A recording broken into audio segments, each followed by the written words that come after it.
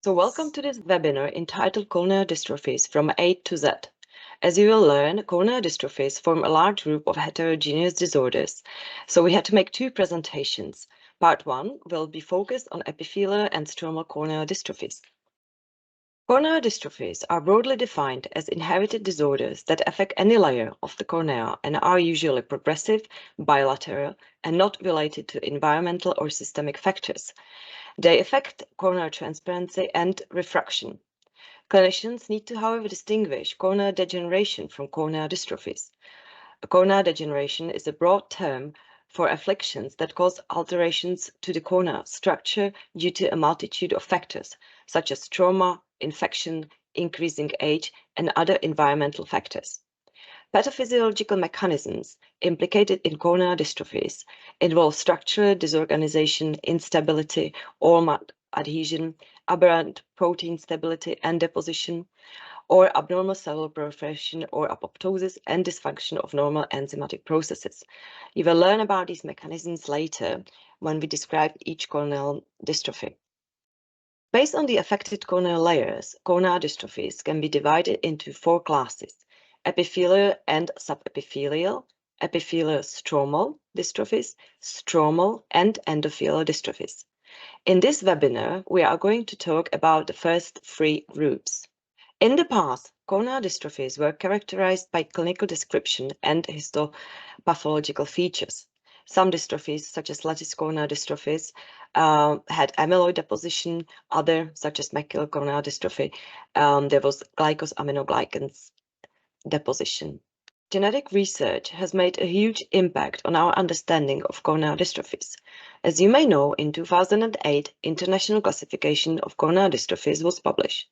For the first time, this incorporated also molecular genetic knowledge. So based on our genetic understanding, corneal dystrophies started to be classified into four categories. Category 1 is well-defined dystrophy with mutated genes identified. Category 2 is well-defined, but there is only map locus, no gene identified yet. Category 3, well-defined without a gene or locus identified. And category 4 is a new or suspicious corneal dystrophies with not convincing clinical and genetic data. Genetic confirmation allowed for distinguishing of different clinical entities that look similar, or merged many diagnoses published under different names. How to approach a patient who is suspected to suffer from a corneal dystrophy? First, try to decide which layer is mainly affected. Have a look if both corneas are affected, as corneal dystrophies are usually bilateral. Try to describe the pathology. For example, are there lines, granules, crystals? Bear also in mind that examination in retroillumination may be very helpful. Also, family history is important, as most corneal dystrophies are inherited as a dominant trait.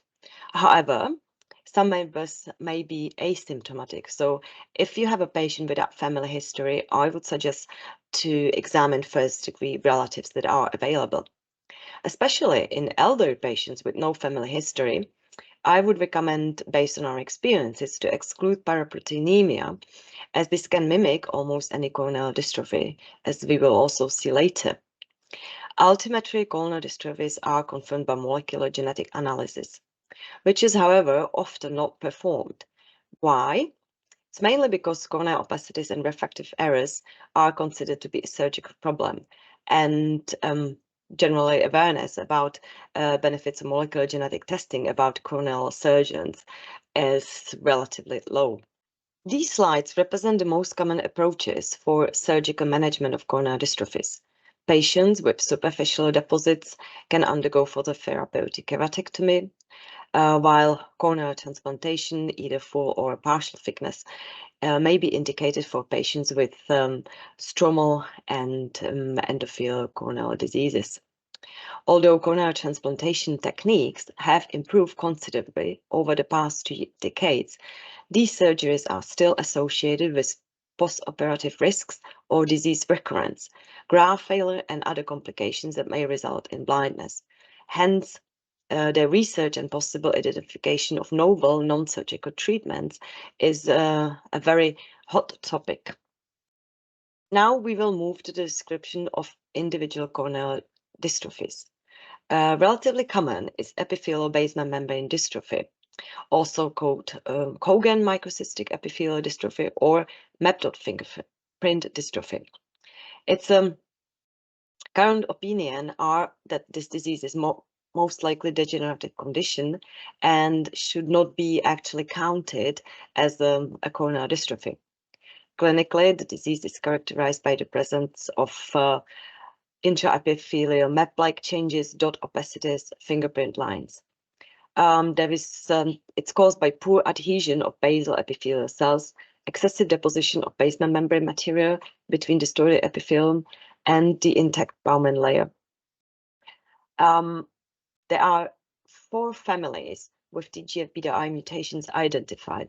Otherwise, the rest of the families, or mainly sporadic cases, no changes were found, which actually led us to wonder whether it is corneal dystrophy, whether it's not degeneration. And I think currently most people would consider this as a degeneration.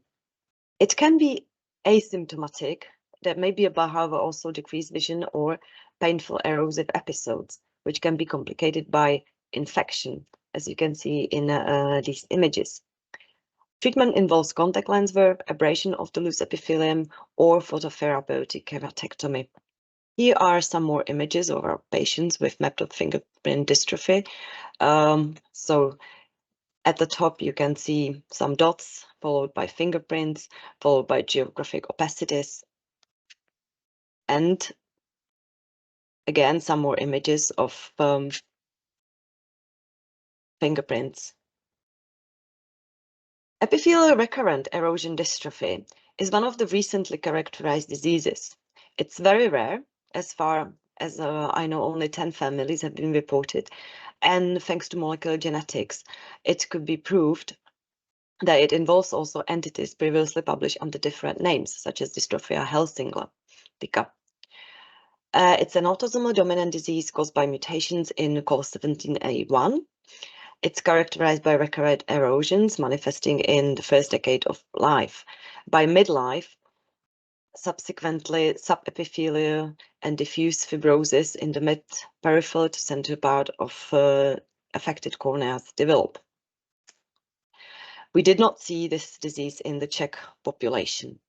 Currently, there are only 2 mutations known to be implicated in ERET. One is synonymous, creating a cryptic splice site, and one is missense, which is found a mutation in the Swedish and Finnish population. Interestingly, B allelic COL17 and A1 mutations have previously been associated with a recessive skin disorder, junctional epidermolysis bullosa, with recurrent corneal erosions being reported in some cases. Meesmann epithelial corneal dystrophy. It's again autosomal dominant disease caused by mutations in 2 genes, keratin3 and keratin12, and it's a very rare, or at least keratin3 is a very rare disease. I've counted only less than 10 families globally of these plus 3 Czech families that we identified but have not reported yet. As for keratin12, there are around 35 families, and we have identified in the Czech population 1 family. There's also what's called previously in the literature Stocker-Holt dystrophy, or now considered as a Stocker-Holt variant, which is a bit more severe than the classical Meesmann dystrophy. The hallmark of the disease are microcysts. In approximately 85 eyes, the entire epithelium is affected. Meesmann is often asymptomatic, or there is a mild ocular irritation or slight decrease of best-corrected visual acuity. Some patients report glare and light sensitivity and painful recurrent erosions. Light microscopy shows intraepithelial cysts sometimes extruding onto the corneal surface, and these cysts contain amorphous material, probably comprised of degenerated epithelial cells. In vivo confocal microscopy shows hyperreflective areas corresponding to microcysts. in the basal epithelial layer, as you can see in these images. Some more images of our patients with genetically confirmed Meesmann dystrophy. You can note all these tiny translucent cysts. And also it's relatively stable. You can, in the right image, you can see father followed by son and a daughter from the same family. A severe form of Meesmann epithelial corneal dystrophy, characterized by superficial vascularization and areas of subepithelial scar, has been also reported. So it's very rare, but bear in mind that also this can be, I would say, atypical Meesmann when you have if you have a family or case like this. Lish epithelial corneal dystrophy. The disease-causing gene was only reported this year. It was shown that it's caused by loss of function mutations in mucolipin-1, and it was proved that it's an autosomal dominant disease with incomplete penetrance. Globally, there are around 30 families from 30 patients from 20 families, and of these, we have identified the disease and molecularly confirmed in one Czech family. It's characterized by feather-shaped opacities and mycosis in the corneal epithelium, arranged in a band-shaped and sometimes whorled pattern. Occasionally, vision is impaired, but many patients have normal or are asymptomatic with mild or normal best-corrected visual acuity. Light and electron microscopy in Lish epithelial corneal dystrophy shows vacuolization of the epithelial cells, positively staining with periodic acid shift. Electron microscopy also shows vacuoles and inclusions. Gelatinous drop-like corneal dystrophy is one of the few which are inherited, or one of the few corneal dystrophies which are inherited as an autosomal recessive trait, so most of them are dominant. It's caused by allelic mutations in tumor-associated calcium signal transducer 2. There were more than 20 families reported globally, and we have identified in the Czech Republic 4 patients from 3 families. The disease manifests in the first or second decade of life and leads to significant visual acuity decrease. Histologically, there is subepithelial amyloid deposition. Except for decrease of visual acuity, it can also lead to photophobia, irritation, and as you can see in our images, it looks very, I would say, disturbing. And consistently, it's with that, it's a recurrent disease because the deposits are subepithelial, so the disease recurrence can be relatively quick after corneal grafting. The next group of disorders, which you have probably observed in your patients, as these are relatively common, are epithelial stromal dystrophies caused by mutations in the TGF-beta-I gene. So generally, these disorders were reported in many populations. In the literature, I would say there are hundreds of families, and consistently with that, we have also observed these dystrophies in the Czech population. Currently, we know about 12 Czech families, and all had molecular genetic confirmation. Depending on the disease-causing mutations, there are different types of deposits. Hence, in the past, these disorders were given different names. The most common are Reisbichlers, Thielbänke, granular type 1, granular type 2, and lattice type 1. We will have a few slides on each of these types of TGF-beta dystrophies later. So let's start with Reisbichlers corneal dystrophy. It's caused by particular mutation in codon 124. It's characterized by confluent, irregular geographic opacities at the level of the Bowman layer and superficial stroma. It manifests by 5 years of age. It's often it's associated with frequent recurrent erosions. Later, there is anterior scarring and surface irregularity, and then all this leads to reduced vision. The characteristic deposits stain are hyaline and staining red with mesotrichrome.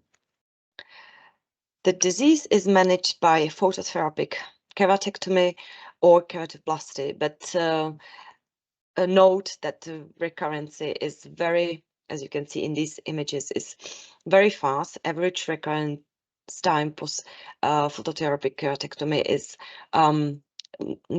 it more than 21 months, but that's very quick. And as for keratoplasty, there's not enough data in the literature, but it seems general recurrence is after 2 years. So anytime you consider grafting these patients, you have to really be careful.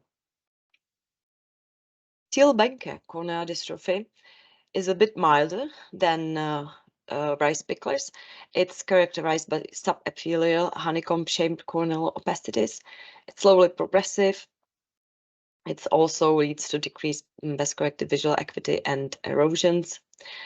And however, in this disease, the recurrence of erosions subsides over time, and the resulting scarring may necessitate corneal transplant. But we've observed one family in the Czech population, and there was no need to have them grafted yet. Granular corneal dystrophy type 1 is, I would say, although it's a rare disease, but it's quite common. Again, it's caused by particular mutation in codon 555, characterized by multiple small, wide, discrete, irregularly shaped, sharply demarcated granules that resemble breadcrumbs. It starts in childhood, leads to decreased best-corrected visual acuity due to opacities. There may be also recurrent erosions, and histopathologically, it's characterized by hyaline at various stromal layers and partial destruction of the Bowman layer. Here are some more images of our patients. You can see a father in the 5th decade of life and his son in 2nd decade of life. Granular corneal dystrophy is generally milder than type 1. It's characterized by variable shade opacities and superficial midstroma. There may be also lattice signs which appear in a deeper cornea. Generally, to me, it resembles various snowflakes, occasionally with some short lines. It again manifests in childhood, and it leads to progressive visual impairment due to deposits. We have not observed this type in the Czech population, but I have one molecularly confirmed case from Moorfields Eye Hospital collection in these images. Clinically, it can be difficult to be distinguished from lattice corneal dystrophies or various corneal dystrophies type 1. So again, the best way how to achieve definitive diagnosis is molecular genetic testing. There are some regional differences. Apparently, from the literature, there is higher occurrence in Japan. Lattice corneal dystrophy type 1 and its variants. So the most typical mutation is located in codon 124, but there are more than a dozen mutations identified, or 24 distinct heterozygous amyloidogenic mutations. And it's characterized by delicate branching lattice line, first appearing in the anterior stroma and gradually spreading posteriorly and towards the limbus with time. What's characteristic for all TGF-beta eye dystrophies is that the stroma in between is relatively clear, unlike, for example, macular corneal dystrophy. Again, the onset is usual in the 1st decade of life. First, you can usually see tiny opacities, which later elongate. Recurrent peripheral epithelial erosion is almost a constant symptom. And why we say variants, that is that there are variants previously designated as various type A, type 1, type 1 slash type 3A, type 4, and polymorphic amyloidosis. And I have the reason why variants, because there are other mutations implicated which can alter the appearance of the deposits. So previously, people would make their own dystrophy depending on the deposits, but now it's all united in the EC3D classification into lattice corneal dystrophy. Here you can see some images of our patients. Note these tiny, relatively, but translucent lattice lines. Macular corneal dystrophy. Macular corneal dystrophy is the recessive disease, one of the few. Is caused by mutation in GSD6. And again, globally, it's relatively common. There were more than 100 families described. And in the Czech population, we have currently 19 families confirmed by molecular genetic testing. And as for Europe, it's relatively common in Iceland. All this, both the Czech population and the Icelandic population is a relatively higher frequency of certain mutated alleles in the population compared to other populations. The disease is characterized by multiple irregular grade wide opacities in the corneal stroma that extend out into the peripheral cornea. Onset typically is in the first until the third decade of life. It leads usually to significant visual impairment, but patients can also have present with mild irritation or pain and photophobia. As most of the dystrophies, it's progressive. Most patients need corneal grafting, and it may be recurrent after grafting, but it takes, unlike this epithelial stroma corneal dystrophies, it takes much longer, as it depends on keratinocytes migration. This is only stromal disease. Mutations in GSD6 affect function of carbohydrate sulfotransferase 6 enzyme, which catalyzes a transfer of sulfate group to keratin sulfate, which helps to maintain corneal transparency. There used to be in the literature, or there are sometimes in the literature, also two types distinguished based on serum levels of antigenic keratin sulfate. So there could be type 1 or type 2, and in type 1 it's not detectable, whereas in type 2 it is detectable. But I'm not aware that this classification would have actually any clinical relevance. So, for example, in our patients, we don't perform this examination. We are happy to identify the molecular genetic cause, which makes us the definite diagnosis, and that's it.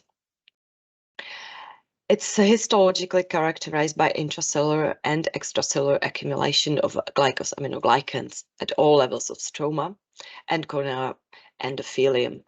Some images of macular corneal dystrophy that we observe in our patients. So second decade of life in the first half with few deposits, and fourth decade of life with many deposits. For differential diagnosis, it's important to know that there is no clear intervening stroma compared to TGF-beta-I dystrophies. Also, as a recessive disease, it occurs only one generation, so parents and children are unaffected. Another patient that we've observed, again, female in fourth decade, and her results after grafting. Snyder corneal dystrophy. It's again dominant disease caused by mutations in UBIAD1 gene. It leads to abnormal deposition of cholesterol and phospholipids, and clinically, it's the typical hallmark considered for Snyder corneal dystrophy are anterior mid-stromal crystal or crystalline deposits. However, it should be noted, as you can see in image F, that these may not be present. The disease may be also characterized only by corneal or manifest as a corneal opacification. some images of a patient that we've observed or characterized. She had only tiny crystals at the age of 6, and what was interesting, the parents were unaffected, which we were able then explain by identification of a de novo mutation. So I think it was only the second case with de novo mutations in this gene described in the literature, which means that most of the patients that you may be able to see will have a family history. There will be somebody in preceding generation affected. Congenital stromal corneal dystrophy is a very rare. Today, I'm aware of only 5 families described around the world, and consistently with that, we did not find any in the Czech population. It's an autosomal dominant disease caused by mutations in DCN gene encoding decarin, which is an extracellular matrix protein which belongs to the small leucine-rich proteoglycan family. The disease is characterized by diffuse bilateral corneal clouding with flake-like whitish stromal opacities throughout the stroma. The changes are equally pronounced in all areas of the cornea. The corneal surface is normal and doesn't stain with fluorescein, and there is no vascularization. Pachymetry usually demonstrates increased stromal thickness. The disease is non-progressive, but leads to amblyopia, hence also decreased best-corrected visual acuity and strabism. Black corneal dystrophy is again one of the rarest out of corneal dystrophies globally.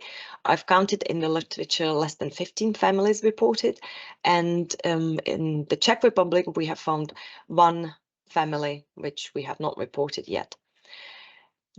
Again, dominant disease caused by mutations in 5-finger-containing phosphoinositide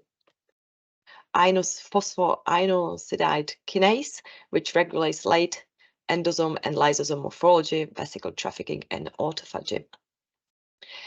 It's characterized by numerous tiny dot-like white flecks scattered in all layers of the corneal stroma.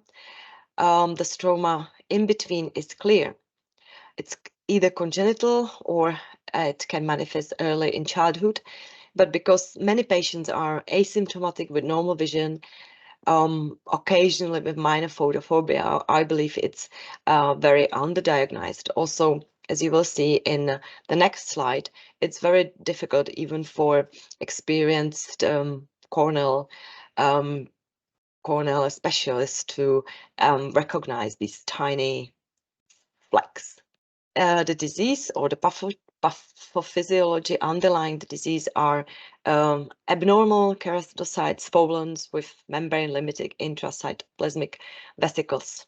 Here are some images of our family, and as you can see, even in the image, it's very difficult to capture the changes. Another disease, which has its own OMIM number, so it's considered to be a well-defined disease, is posterior amorphous corneal dystrophy, which is caused by deletion of 4 genes encoding small leucine-rich proteoglycans.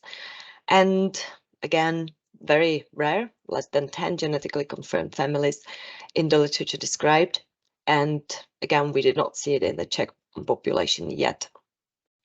It's congenital, non-progressive, leads to decreased corneal thickness and flattening. On slit lamp examination, you can see irregular sheet-like areas of opacification, which involve the testament membrane, and in some instances also alterations of the normal endothelial mosaic. And now I will show you, using our cases, why we need genetic testing to achieve correct diagnosis. We have 3 cases. All 3 had some lattice lines in corneal stroma. So we assumed it's probably lattice corneal dystrophy and decided to perform TGF-beta eye screening. In the middle case, we identified the disease-causing mutations, indeed, and we could call the disease, it's a variant of lattice corneal dystrophy. This was not the case, however, in the first patient, who was only 24 years old at presentation. And it took us nearly 20 years 20 years when we realized that he may have, despite his young age, paraproteinemic keratopathy. So we performed systemic examination and we made a diagnosis of paraproteinemic keratopathy. The patient was very pleased after so many years. The third patient, again, we did not find any mutation. So we then had another thought, and then we decided perhaps she has gelzoline mutation. And we screened gelzoline, and we found, again, disease-causing mutation, and could make, after several years, a diagnosis of familial hereditary amyloidosis. Although current EC3D classification has excluded hereditary gelzoline amyloidosis from corneal dystrophies, in its initial stages, it actually looks like lattice corneal dystrophies. So many cases are misdiagnosed as lattice corneal dystrophy caused by TGFBI mutations. So again, here it's the demonstrations why you should, if you want to really achieve the correct diagnosis, why you should perform genetic testing. This dominant disease is relatively prevalent in Finland, but otherwise, less than 10 families have been described around the world. And of these, we have identified in the Czech population 3. And why is it important? So first, the patient only have lattice lines that do not really affect BCVA as much. But later, their systemic amyloidosis will cause peripheral neuropathy, eyelid drooping, and it may affect other organs. So these patients actually need to be followed. Another example of phenocopy are corneal crystals. So differential diagnosis of corneal crystals includes Schneider corneal dystrophy, cystinosis, and paraproteinemia, also called monoclonal gammopathy of unknown significance. We've actually demonstrated in the literature all these 3 causes. And together with Steve Tuft from Moorfields Eye Hospital, we have examined 12 patients. And we actually discovered the initial diagnosis was not correct in 8 of them. And they were mainly misdiagnosed as a corneal dystrophy. So if you have a patient, bear in mind. And again, these patients may need systemic evaluation as their monoclonal gammopathy may get into malignant status. So now, with that, I would like to ask you, what rare corneal dystrophies have you seen? And of course, you are welcome to present these cases in CPMS, or if there are more collected, we can present them together in a separate grid session. So I would like to now thank you for your attention, and you are welcome to have any questions.